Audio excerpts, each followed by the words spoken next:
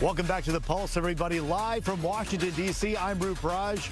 You know what? We often joke about a really busy news day. We say it seems like there was like 4 news days in one, and I feel like that's exactly what it has been like here in Washington.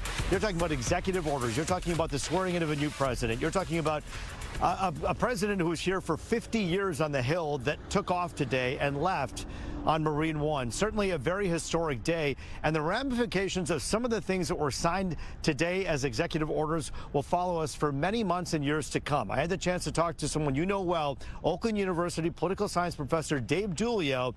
Here are some of his thoughts about what we saw today.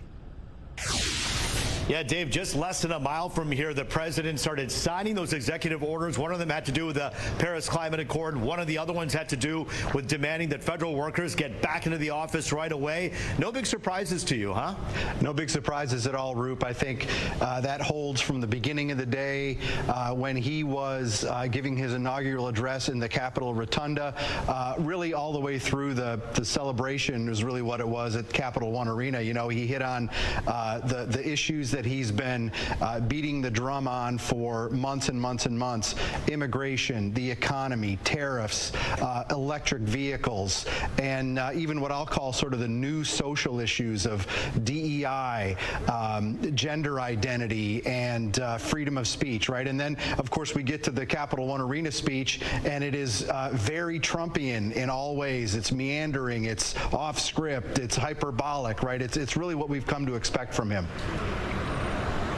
Let me ask you this, Dave. I think it's important to note that, for instance, the TikTok ban that we're seeing movement on right now, this president says he wants to do right away anything in his power to essentially bring TikTok back. Does he have that power unilaterally? He does not. The law that is on the books, that has been passed by both houses of Congress and signed into law by the president, it's even been blessed at the Supreme Court, if you will, and upheld. The president took the oath of office today to protect and defend the Constitution, and as part of that, he has to faithfully execute the laws of the land.